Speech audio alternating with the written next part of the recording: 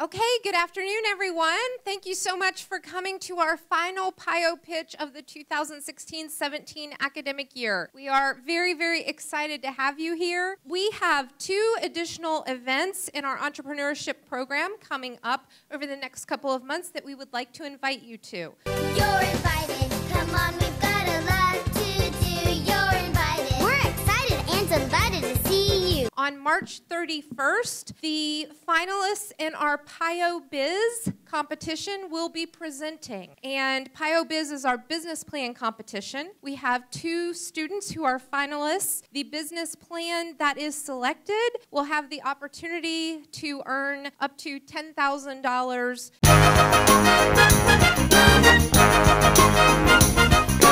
to start their new business. And we'd love to have you here to get a glimpse of what they are doing and what they're into. And as an example of what comes out of PioBiz, you will actually hear from our 2 PioBiz winners from last year as our second group of presenters today. So you'll see the quality that will come out of that. The second event that is coming up through the end of this semester is a junior PioPitch program. Nick Junior. Nick Junior. Which is a program that we're working on in coordination with the Ely Chapman Educational Foundation. And so we will have young people who will be up here presenting their ideas on April 27th. Okay, sorry. That was a long introduction, but we're ready to get started. Our first presenter is Janet Stacy. She is the owner of Stacy Family Farm, and her husband Bill is with us as well, but he won't be speaking. So. Thanks. All right, guys. Can you hear me? I can probably do this without a microphone, so if I get loud, tell me to turn it down. Can you keep that noise down? I'm trying to sleep.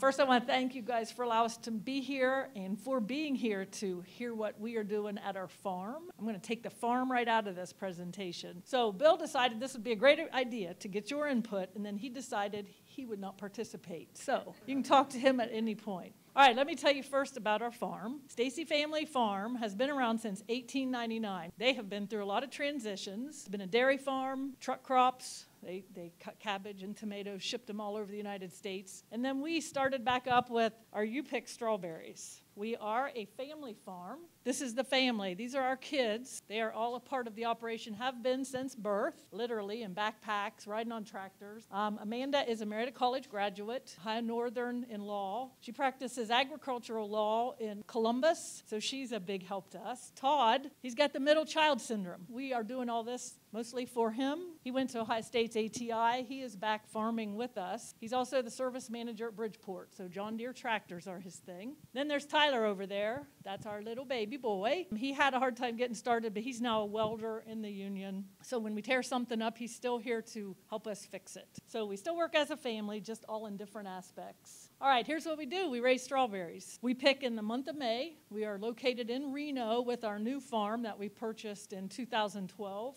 Red strawberries, we do you-pick, we pick, and we do field trips with students in the month of May. And that's kind of why we're here today. We have 6 acres. We plant strawberries every September. We cover them with the weather, which is what they're trying to get done now before it gets too cold tonight. And then we pick in May. So that's coming up. We added when Todd was in grade school, he was the only farm kid at Harmer School. You know, the kids were into sports. He wore Carhartts. He wore work boots.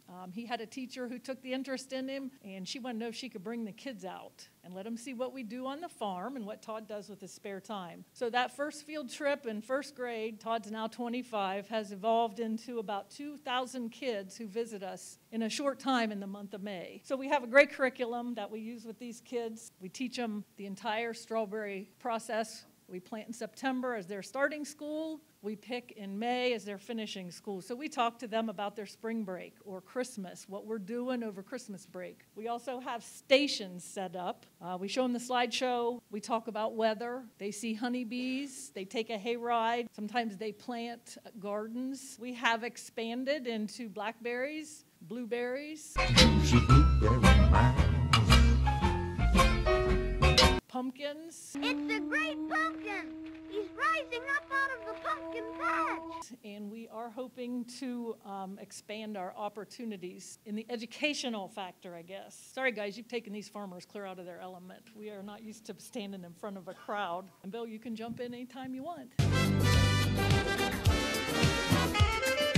So with the 2,000 kids, we've kind of we've done what we can do, and we're looking for help to expand that. When we advertise for help, we have a hard time getting the help we need. We need to break the stereotype. When you advertise for help, Stacy Family Farm. What's your name? That's right. Now, your name is what? Yes, that's right. What? What's my name? That's a negative right off. Nobody wants to work on a farm, and I understand that. But our farm is a little different with the field trips, the educational opportunities. More than just farm help. We're looking for people who can put together curriculums to teach the kids, people who can help us with the curriculum, following the Ohio core standards. Breaking that farm attitude is the one thing that we're trying to break. We are a farm, but we're more than that. So where and how do we advertise? Internships, newspapers, we've tried, and we don't have much success. So in order to expand our operation, we need help from you guys, ideas, how to make this happen. Janet, is it a paying job that you have? Yes. It's not a volunteer position? No, not volunteer. Is it competitive wages? We currently pay $10 an hour. And have you looked at what do they call the people who go and study plants under the auspices of Ohio State and become gardening experts? Master Gardener Program. Somebody's got to understand it, and it sure isn't me. And I think we've got some teachers here that can understand where I'm coming from there. So that's kind of where we get stuck. But I have tried, and I guess I've reached my max on ability because I don't know where to go. A summer intern probably would be at least a way to open students' eyes to what this possibility could be. And so that might appeal to some of your education students, to develop curriculum, almost like a kind of a camp that they could be doing for the summer. But because I put education majors first, I was told by Trinity, a student, an alumni, that she was turned off by our ad because it said Stacy Family Farm. She thought it was going to be, ooh, yuck, hot, sweaty farm work. And then we put education majors. She was not that, so she turned it down. She didn't even go any further. And you talk about summer camps. I need somebody who can help us in the winter to prepare for the months of May into June to July. I want to make them educational, and we need help. Help! We need somebody! Help! Not just anybody! Help! The farm itself, the field work and everything else, I can pretty much handle that myself. This is a real passion for my wife and I. We only charge these kids $5 a piece to come to this school. We get lots and lots of kids that have never walked in a strawberry field, have never picked strawberries. And this is why we're trying to stick to the core curriculums. We have observation beehives. We need biology students to help there. There's a possibility of teaching there. We have the core standard weather. That was something we had to start from scratch there, where they talk about the weather throughout the year, and we try to tie everything, bees, weather, back to the farm. And also, we give them a hayride clear around the farm. We point out stuff that's going on, different things going on in the farm, and then we let them go out in the farm and pick a pint of strawberries that they can take home with them, all for $5. And I can assure you, this is not a money-making enterprise for us. If we can just change and be a part of the community, a positive place where families can come, that's my drive. Everything else will follow. It's just that we have this yearly turnover from help every year. We got a re-educator or help every year. I was on Virginia Beach 2 days ago. I know one girl over there that uses retired school teachers, that avenue, but I'm still on the teaching side. We've had educational majors here before, and you can watch them grow. Once you put 2,000 kids past somebody that wants to go in teaching, they have a pretty good idea, do I really want to do this or not? And that's what we're striving for. I'm not worried about the farm. Sometimes, we do gather up the gang and go pick some strawberries, because the main drive for me is to keep strawberries to sell on the table. Something that I really want to develop. We're doing good with strawberries. We want to go into summer stuff with blueberries, more trips there. We're talking about day camps. You're having a sleepover for new students coming to Marietta College tonight or something like that. We have facilities that if you want to take a tour of our place, I have a hayride wagon was built by the Amish. It'll carry probably close to 100 people. And we can show you what we got. Any of you come up with any ideas that you can plug in, to help us ramp up a little bit, greatly appreciate it. We're good with what we're doing in that strawberry trip, but we can't be repetitive. You know, we can't show them strawberries or bees in May and then bring them back and show them bees in September. You got the same kids. We need new ideas. We need new activities. So it sounds like it would be really beneficial for you guys if you guys had like a team of seniors that were working on this as part of Stacy Farms. The word of mouth that you can get just on the campus. Like, for example, when I went through the program, I worked for something called Shale Crescent USA. There were 4 of us that were working on it, and then within the next couple months, I think we had 2 interns go through their doors, and a couple of other people started helping out as well. I was curious if you were aware of that program, and had that been communicated to you, or no? No. Okay. Well, but that could be something. Yeah. You know, from student, like you said, we have a big turnover. If you had a senior who was helping us, they could turn it over to a senior next year who wanted to continue it. Marietta College is a small community. Once one group bites into it and likes it, the rest do. Right, but this could also expand into a full-time, part-time job for the right person who's interested. What is the job description that you're kind of giving the employees right now? You know, I really can't tell you right now, but I know that it said, you know, Stacy Family Farm is hiring spring help, looking for educational majors, and then our phone number, our website, our Facebook information. We have gotten students from Marietta College, don't get me wrong. Mackenzie Fleeman, I don't know if anybody, Mackenzie helped us last year. I'd love to have her back. So like, for example, if you were to mention that you're looking for like a naturalist or an agricultural specialist or something like that, I think that might intrigue students more to kind of look into it instead of just seeing it as just farm work type of thing. When you list it, because you already talked about the stigma with the farm aspect, and this has come from someone who grew up on a farm, I understand that if you lead it with Stacy, you don't lead it with Stacy Family Farms is looking for, because people will read about 4 words before they stop reading. Right. So if you lead it with paid opportunity for education majors, and then you talk about the rest, then it might be paid summer opportunity for education majors. You're like, oh, that's what I want. Okay, tell me. And what I would encourage you to do is, especially since it's, you know, May and into the summer, is if you try to actually hire 1 or 2 people or whatever with that specific project of developing curriculum, and you say it's a full-time summer job because you want to say, I will pay you May, June, and July, and whatever, August, whatever you want to go home, vacation, but so they know that they actually have a summer job. It's not just like 1 month of summer. Like, they could feasibly start with you early to help kind of develop some curriculum, or they just work May teaching the students, learning from what they are doing there, and then trying to tweak the curriculum that you have and add more the rest of the summer, test it out when you do blueberries or whenever that happens, so it becomes more attractive of like, this is a full paid, full summer job, and with some flexibility that you have, and then they know as an education major, that's a great opportunity also on their resume to have that experience, but it is a little bit hard when they're like not sure if it's full-time, and they're like, well, I need to have a full-time job, and you know, et cetera, et cetera. So I would really start it, describe the job after, but start with paid summer opportunity for education majors, because often when you just see jobs, opportunities, a lot of them that go through aren't necessarily paid, so the students don't always pay attention to that. I think their assumption is usually it's unpaid, unless you say so.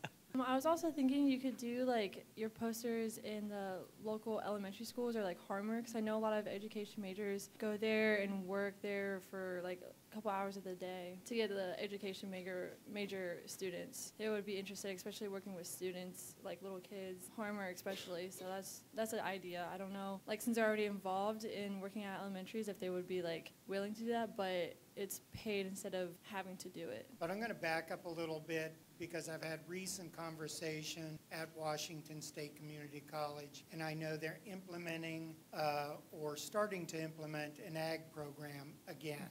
Yes. And I think if you talk to Professor Merritt, who's spearheading that, that's possibility of internships, which helps you guys out because of the assistance in pay, and maybe connect with them, incorporate some type of your program and theirs. because they have limitations, and as you do too. Right. And maybe you can partner up. And that may be another way to get the education majors involved. You know, it's outside of their curriculum, it's outside of class, but they do have a faculty member who supervises their meetings and their efforts and their programs and projects, and they do philanthropic kind of stuff in the community. They also have programs that are designed to expand their educational horizons, so there might be a good collaboration that way. One of the challenges is the education program is not huge, so by limiting it to education majors, I mean, I think we have 20-some graduating in May. That's it, right? And when they are pretty much starting their sophomore year, they are so burdened by their requirements from being in class to their teaching field experiences. So part of it is a timing.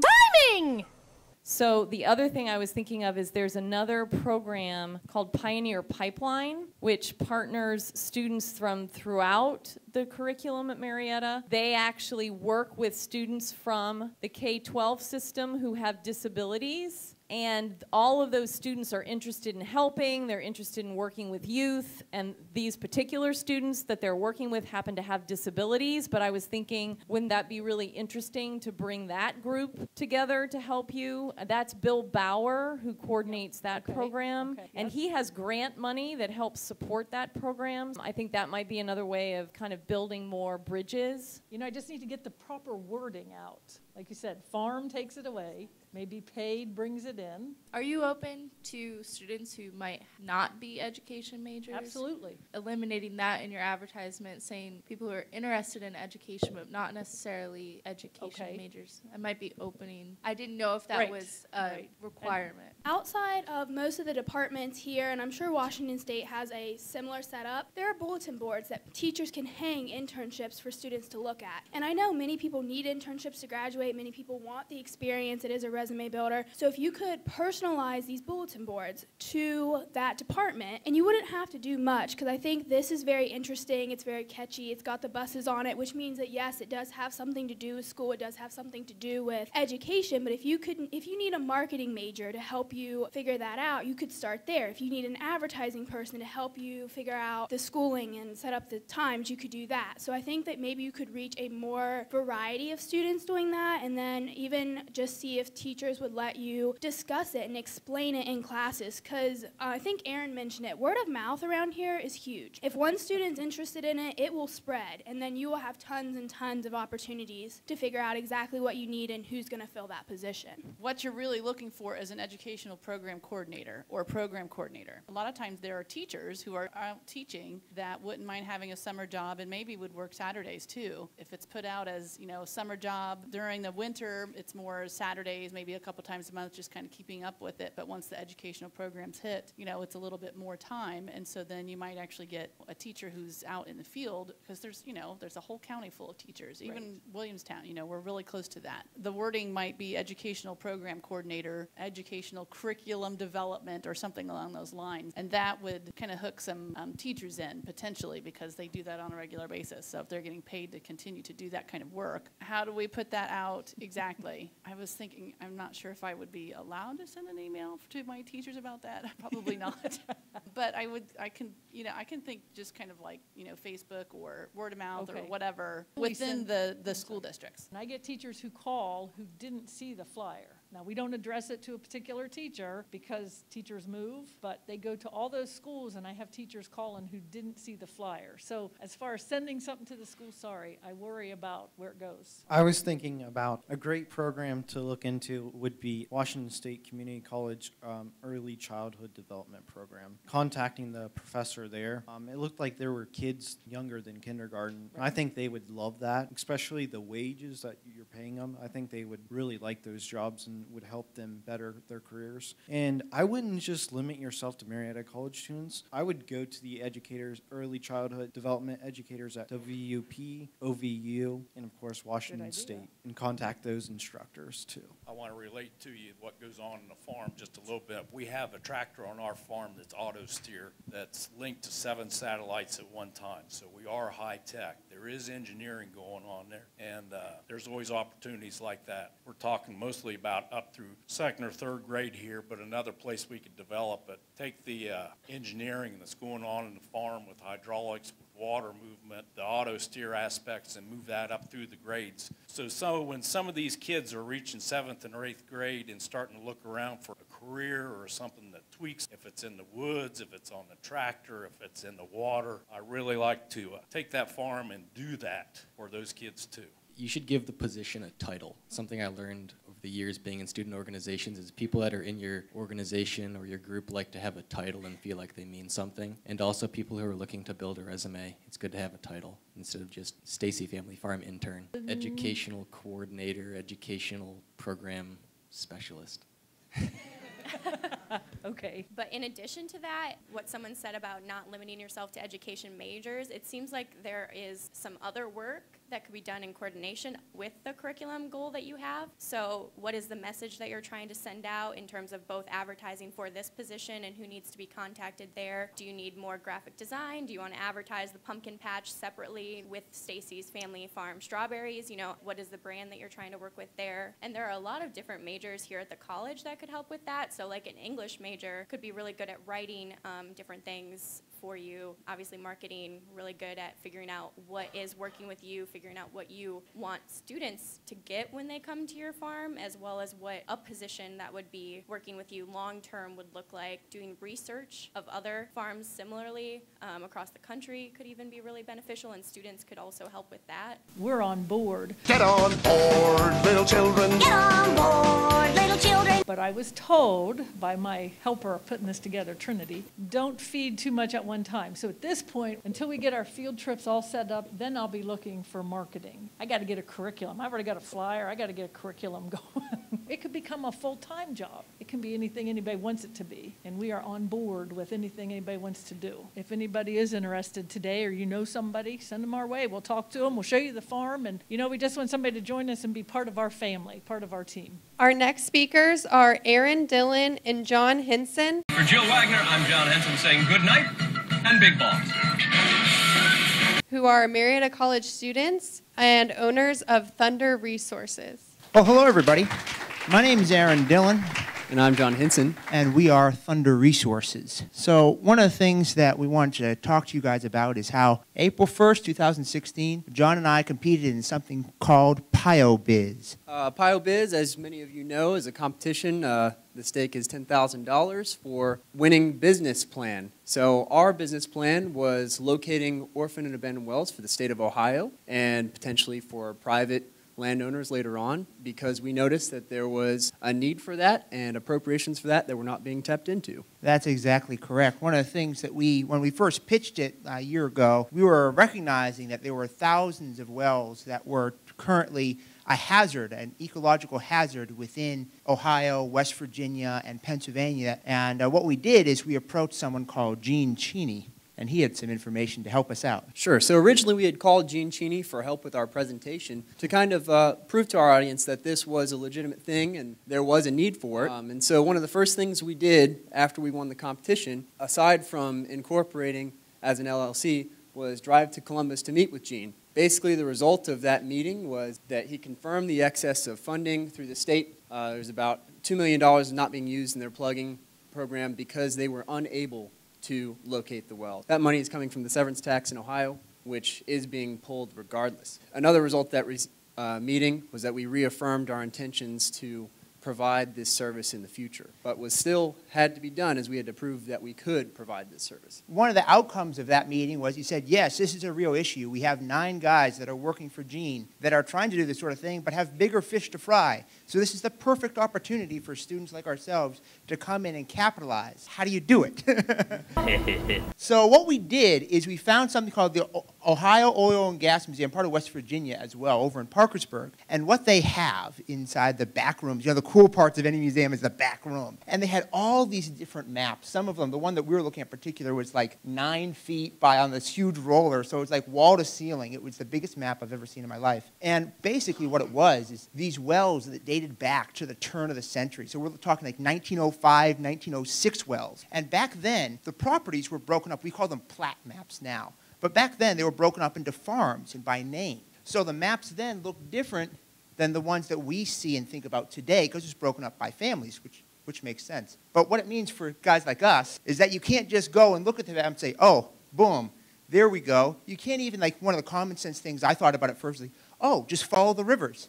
But the rivers have moved over 100 years, you know? It's stuff like that that you just need to think about. So once we started doing that, we realized how much work we actually had to go with the maps. So we negotiated terms of map usage. Instead of just coming in, what we thought was take a picture of the map and just go out and geo-reference it, there was a lot more work that was entailed to going on. So the next thing we did was saying, okay, what else can we do? Let's look for some alternatives. And one of the things that we found through this process, that was last summer, we basically were here with 6 other interns working with us, 6 other people that were working one job and then helping us out in the evenings, basically trying to brainstorm, figuring out what we could do. John came up with another opportunity through his internship. One of the things that we've learned throughout our time working with Thunder Resources is that entrepreneurship is something that's fluid, and when an opportunity arises, you capitalize, and that's what we did. So we had the opportunity to invest in a couple of Wood County, West Virginia oil wells, and after a few months of negotiation, we closed the deal and began operating. And through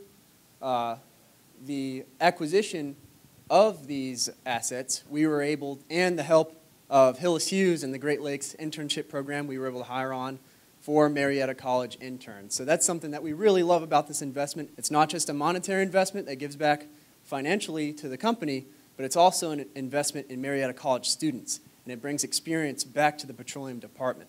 So one of the things we did is we targeted petroleum students who had not yet had internship experience so that it could kind of jumpstart their careers into finding their next internships. And I believe all the people that have worked to us up to this point have at least had interviews, and some of them have solidified internships with larger operators for this coming summer. The people that we were fortunate enough to work with are exemplary students, and they've done a lot of work on their behalf, and we're glad that they were able to work with us and partner with us as they pursue their own careers. Return on investment for what we did is April. So that's pretty cool for us. So, I mean, we're a new company, so the fact that we can see, oh my gosh, we're getting our money back, and then profit for July, it's really cool for us. I mean, we're a new company, so this is the sort of exciting, like, newlywed things almost, like, oh my gosh, this is happening. And it's true. It's like, hey, it's like that. This is the thing about entrepreneurialism. It's supposed to be like that. You just go and you discover what you really enjoy, you find your opportunities, and you capitalize on it. I'd like to cover some of the invaluable experience that we've had managing the company and the interns have got to help us with during our time during last semester and now this semester. We've produced our 2 oil wells, and that consists of people going out into the field, turning the pumps on, measuring the production, and making sure that we're notifying the shipping company when the oil tank is full and we sell it. And then we were able to gather production data so we can forecast later on what we can expect and financial information for the future. We analyzed gas samples in the lab, and that was to figure out if we could potentially sell our gas in the future. And then we performed production calculations, pressure calculations to figure out deliverability, and physically plumbed in new pipes. So a wide range of experiences in the field. One of the things that the operator we were working with has found is that basically what we're offering is called a well tending service. You go out and you take care of the wells.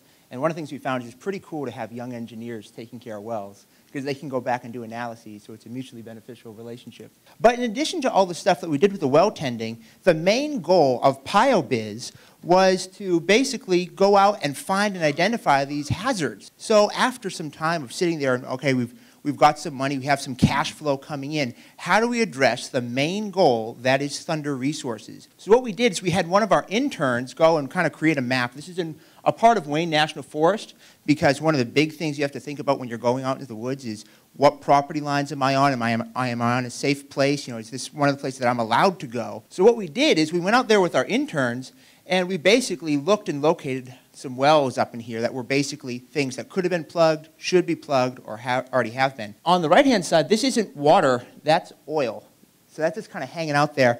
One of the sort of things you kind of look at, some of these wells date back to pre-Civil War. Most folks, even the engineers that have been working the field for 30 years, who are like the veterans, don't even recognize what some of this stuff is. Aluminum, that's all that's been done here. This is crude. Yeah, that's just crude. This is crude right there, right there. Yep. Hanging out. Wow. Just hanging out. Yeah. Just hanging out, hanging out, hanging out with the family, having ourselves go out, it's 30 minutes away from campus. You walk around for a couple minutes. Well, it was more than a couple minutes. It was a while to find this stuff. But you go out and hike there, and it's just sitting there, camping out. You know, you look at all the sort of stuff that we talk about as an ecological hazard or something going on, right? And then there's stuff like that that's been out there for 50 years. Just to give you an overview of how this process kind of worked, we went into a general area that we found on the map, and then we just kind of spread out and went in all different directions until somebody said, hey, I found something, and then we lifted up that tin lid, and it was just there. It definitely shouldn't be there. So now that you have the synopsis of where we are, what we want to do with PioBiz, the whole purpose of finding the ecological hazards, and then at the same time looking into consulting or looking into more operational stuff, we have some questions with regards to those. Basically, students are allowed to work for a certain amount of time, and we get basically kind of like a rebate of money back. And it helps us out for our bottom line. It helps us get a profit, like what we're getting pretty soon. But that's not going to last forever. So one of the main questions we have is, we could either risk it and hunt for more work to keep the interns on, so the guys that are in this picture, or we can maintain the things maintain things the way they are and currently hire just one. So the question that happens to a lot of folks in entrepreneurialism is like, okay, do I invest a whole bunch of money and go big, or do I just keep it small? What do we do? What do we do? What an unusual view! And I think if you are having these separate, like, specialized goals like you are kind of setting now, you would need, like, small business units which would have different objectives for each one of them. And so that's why I'm kind of trying to see what your overall mission statement is. Is everything that you're doing still adhering to that? And if not, then I would separate it into the specific specialized organizations. I get how you, with the 2 wells that you had purchased or bought into or whatever, what is the benefit of finding these orphaned wells? Do you get a tax credit? Is there a monetary value of finding these things and eventually P&A-ing them, or is... There is a potential eventual monetary value of finding these wells. Our goal is to demonstrate that we can find them, acquire a big enough database to say, hey, we're competent, present that database to the state and say, look, we know that your inspectors are too busy to go out and look for these things, and we know that you know that this is a problem. We can find it for you at a fee. That's the goal there. Well, you know, you got to do something to pay the cookie bill. And what we did is we just kind of tried to make cash now. We tried to find ways to make some money so we can have some... Remember, one of the things we learn in class is cash is king. And most companies don't have bad profit margins. They just don't have ways of having liquid capital at that time. So what we wanted to do was, for seeing some event like that, we needed cash. Money, money, money, money, money. So you guys are like at the end of your year of planning and you're getting ready to launch? We've already launched. We should be launching by the time we've graduated. I mean, we're turning a profit pretty soon.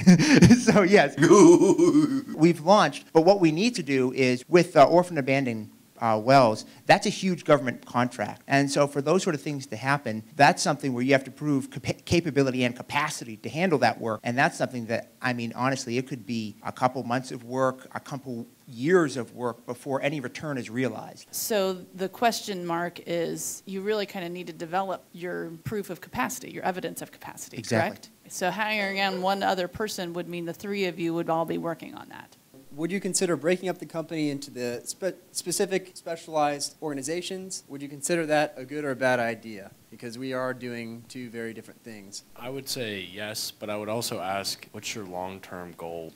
First, the well tending service, which is the 2 wells, the reason why that works is because the economy's down. Most operators have well tenders that are hired on full staff. They have benefits, they have a salary, they have a house and a home, and that's what they do. They work as a well tender. But when the economy went down, the operators just couldn't afford to keep their well tenders on staff anymore. So they went to part-time labor. Because of that, many well tenders shifted industry or left the area. They went down to Louisiana, where there's some other operators, or down to Texas. So because of that, the well tending service exists because there's a need for people to go out there for a flat rate and go out and take care of the wells. Many leases are held by production, so they need to have someone out there taking care of the wells, and we can provide that service. But that success is contingent on the fact that the economy's down. So if you're an operator, right, the first thing you're going to do is, if you've been working for 30, 40 years and you have someone that's worked for you for 10, you've developed a relationship with that person. Many times, the place where I work, we had to lay off 3 well tenders just right off the bat because of the economy. I know the first thing they're going to do once they get more returns is they're going to want to hire some of their friends back. You know, I think that's rightfully so. One reason we were able to get such a good deal on the wells that we purchased is because the operator was experiencing hardship times and the well was not being produced. So we said, hey, we can buy into this with you and produce it cheaper right now. So that's why it worked. But we don't have to give it back at any particular time. But at the same time, the big check would be from the state. That's where the real money is. Merchandising,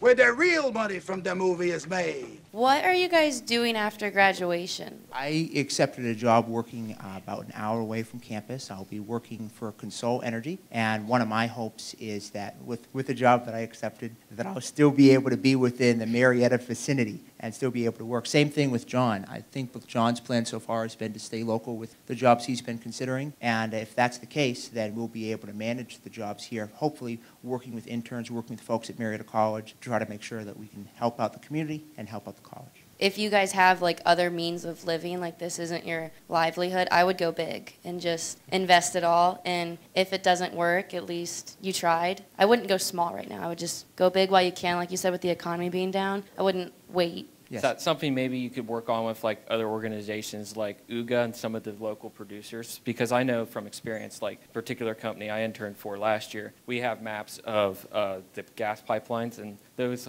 particular maps are actually more accurate than the state on pinpointing different wells. So maybe that's something you think about in the future, like working with different producers, because if you have a good relationship with that, they may share some of those maps with you to help locate some wells. To go big or go home, I kind of like the idea of keep putting money into like the well tending business. I know it's very expensive to operate wells. My question to you is maybe, is that something maybe you also go to different producers and say, hey, we offer this service where we can operate at a cheaper level than some of the other companies? Absolutely. There are operators like within SUGA and UGA, these organizations, both of them, they've been in the industry for 40 years or more. When they see two young college students approaching them with a business venture, they're going to be a little cautious, and rightfully so. Absolutely. So one of the things that if I was an operator, when we were talking with Pat Leggett, remember when I was talking about the museum? One of the things that Pat had to communicate to me, he's saying, here's one of the things the operators are going to consider. When you have a well that needs to be plugged, right? It can be expensive, anywhere from $15,000 to $80,000, all right? So there's a huge margin. And whoever's operating there, if they have a well there, the operator might be held responsible. So although well-intentioned, you want to help the community and go and approach these operators saying, hey, help us. Their first reserve is saying, oh goodness, am I going to really ruin myself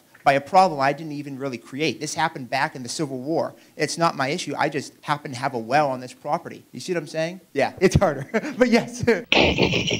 Is there any technology out there to go help you find these abandoned wells, drones or anything you find? Oh, hey. All right, time to take flight. Drone of Arcadia. Oh, Amber Tamblyn. I love that show. Al married to David Cross. We actually have looked into drones. It is a bit cost prohibitive at the time, which is why we would need to scale up in order to pursue that option. But the type of drone that we would need is fairly large, and it would be outfitted with a massive magnet, like magnetometer, I believe is what it's called. So what you do is for this well, what we have right here, there's like a whole rig house, stuff that was back, back in the old days, we used to have pump jacks that worked like that, old big derricks. And instead of taking the stuff off site, a lot of that material was just thrown right on the ground. So what you do is you look for these plants, basically, of all these different high nucleuses of metal, basically, treat those as pinpoints, and then go in. The issue that we ran into was the size of the magnets that are required for the drone. The reason why you need such an expensive drone is because the magnets mess with the electronics that are in the drone. So there's a big cost barrier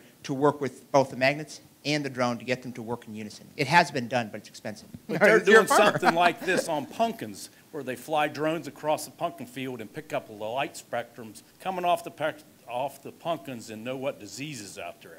Now, if you could go across a wooded area and pick up the light spectrums of what vapors you have coming off those wells, when you look back, and I know some of these valleys that were drilled during the 1800s or so, there's hundreds of wells and there's hundreds of fence posts driven down these wells. But you might still be able to pick up the vapor coming off these wells with the light spectrums. I didn't even think about the light spectrum. That's really brilliant. Cool. Thank you very much. Thank you, everyone, for coming again. I'm sure our presenters will hang around for a few minutes if you have questions or suggestions for them. Don't forget, Junior PioPitch, April 27th. Would love to see all of you here in PioBiz, March 31st. Thanks. See you next year. Oh, the magic has gone missing, and everyone's still wishing, but their dreams have fallen flat upon the ground. You'll find magic under rubble, so Patrick, grab a shovel! And here is where the magic can be found. We're at the bottom of a well, but man, won't it be swell when we make everyone's wishes all come true. Never mind, I'm sorry.